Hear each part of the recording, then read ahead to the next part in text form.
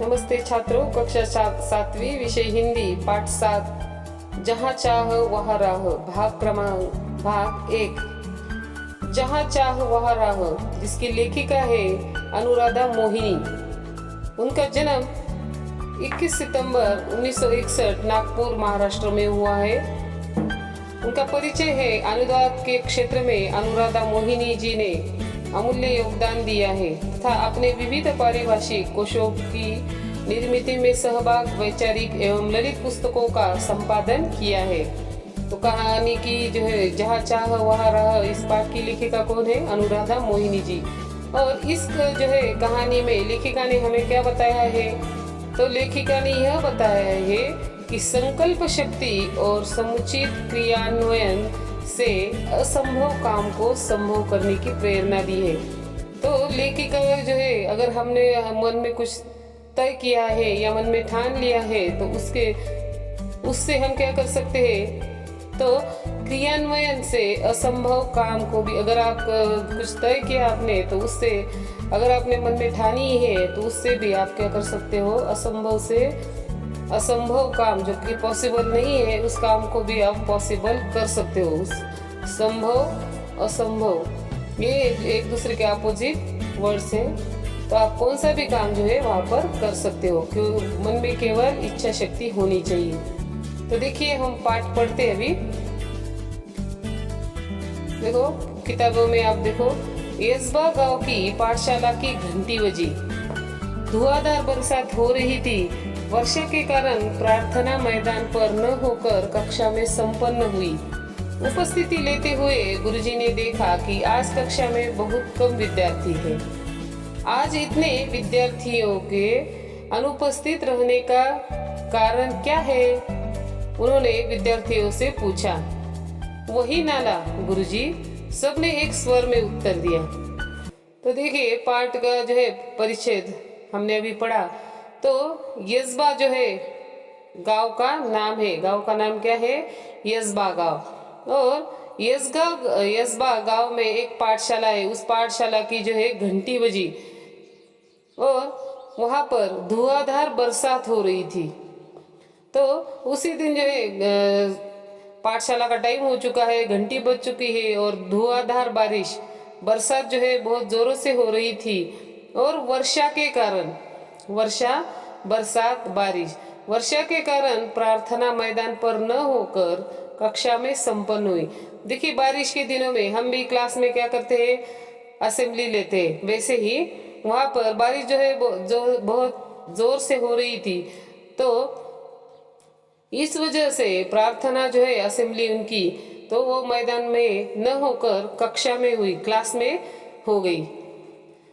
तभी जो है टीचर जो है उनके गुरुजी प्रेजेंटी लेने लगे, उपस्थिति जो है लेने लगे।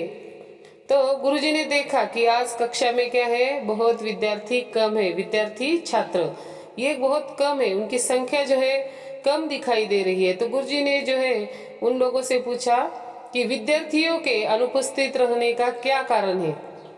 उपस्थित, अनुपस्थित, देखिए ये एक दूसरे के अपोजिट वर्ड्स है।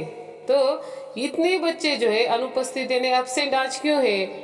तो विद्यार्थियों ने जवाब दिया कि वही नाला वहां पर जो है एक छोटा सा नाला बहा करता था और वो जो है उस नाले को अगर बरसात के दिनों में पानी से वो भर जाता था तो बच्चे जो है वहां पर नहीं आ पाते थे स्कूल में।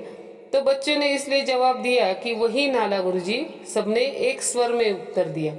सभी जो है छात्रों ने एक स्वर में उनको उत्तर दिया। तो देखिए, आगे का पैराग्राफ हम देखते हैं। येसबा गांव के ठीक बीच से एक नाला बहता था। गांव की बस्ती नाले के एक तरफ थी, पाठशाला और खेत दूसरी तरफ थे। बरसात के दिनों में नाले में कई बार 4 से 5 फीट तक पानी भर जाता था। बड़े बुजुर्ग तो किसी तरह अपने गाय बैलों के साथ नाला पार कर खेतों में चले आते, किंतु पाठशाला आने के लिए नाला लांघना विद्यार्थियों के लिए संभव नहीं था। जब जब जोरों की बारिश होती उस दिन कक्षा में विद्यार्थियों की उपस्थिति पर असर पड़ता। अनेक बार विद्यार्थी पूरे सप्ताह पाठशाला नहीं जा पाते। इसके चलते गांव में बरसात, नाले में भरा पानी, पाठशाला से छुट्टी, यशबा गांव की यही कहानी। यह गीत जो है गांव में प्रचलित हो गया था। तो देखिए छात्रों, यहाँ पर जब गुरुजी ने पूछा कि बच्चे जो है, छात्र या विद्यार्थी जो है कक्षा में अनुपस्थित क्यों है, तो उसका जवाब जो है छात्रों ने क्या दिया कि वही नाला। तो ये नाले के बारे में अभी जानकारी हम देखते हैं कि यशबा गांव के ठीक बीच से एक नाला बहता था। तो आपको चित्र में दिखाई दे रहा है, नाला जो है वहां पर बहता था। और गांव की बस्ती जो है नाले के एक तरफ थी और पाठशाला और खेत जो है दूसरी तरफ थे। बरसात के दिनों में नाले में कई बार 4 से 5 फीट जो है 4 से 5 फीट तक पानी भर जाता था।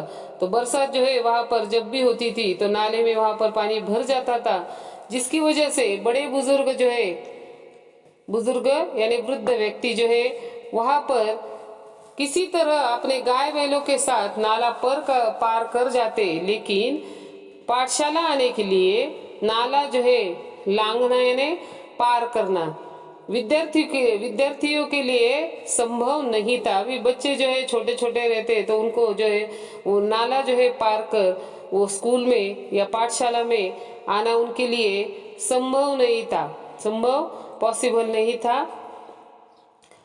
जब जब जोरों की बारिश होती उस दिन कक्षा में विद्यार्थियों की उपस्थिति पर असर पड़ता। तो इसकी वजह से जो है जब भी कभी नाले को जोर से बारिश होने के कारण नाले को पानी आता था और उस वजह से क्या होता था कि कक्षा में विद्यार्थियों की उपस्थिति पर असर पड़ता।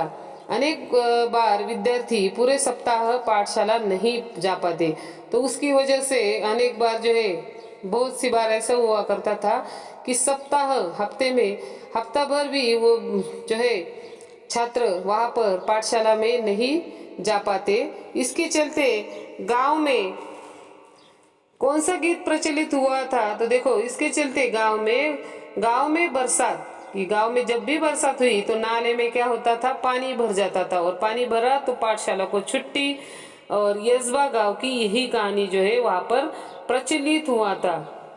प्रचलित यानी प्रसिद्ध, सभी बच्चे जो है यही गाना वहां पर गाया करते थे। आगे का परिच्छेद देखते देखो, पाठशाला में अनुपस्थिति का विद्यार्थियों की पढ़ाई पर बहुत बुरा प्रभाव पड़ता। अच्छी श्रेणी लाने वाले विद्यार्थी भी वार्षिक परीक्षा में पीछे रह जाते। सब परेशान थे पर क्या करते, मार्ग असंभव था। पाठशाला में अनुपस्थिति एब्सेंटी जो है, अगर आप क्लास में हर रोज एब्सेंट रहे या ज्यादा से ज्यादा जो आप एब्सेंट रहते हो तो उसका असर जो है कहाँ होता है, तो विद्यार्थियों की पढ़ाई पर होता है। देखो स्कूल में हम नहीं जा पाते तो स्कूल में अगर न जाने से वहां पर क्या पढ़ाया जाता है वो हमारी समझ में नहीं आता और उसका जो है प्रभाव यानी असर परिणाम। और बाकी के भी अच्छे से अच्छे होशियार बच्चे भी क्या करते थे वहां पर कि अच्छी श्रेणी लाने वाले विद्यार्थी भी वार्षिक परीक्षा में पीछे रह जाते। अभी होशियार भी बच्चे, कितना भी होशियार बच्चा हो लेकिन वो स्कूल में नहीं जा पाता था, इसकी वजह से उसकी जो है पढ़ाई में वो पीछे रह जाता था और वार्षिक परीक्षा में भी वह पीछे रह जाता था। सब परेशान थे, इसकी वजह से जो है सभी परेशान थे पर क्या करते, मार्ग असंभव था। तो ये आपको क्या करना है, ये पाठ जो है अच्छी तरह से पढ़ना है। और आज के लिए इतना ही, तो मिलते हैं आगे के वीडियो में। धन्यवाद। भाग क्रमांक 2 में हम मिलते हैं।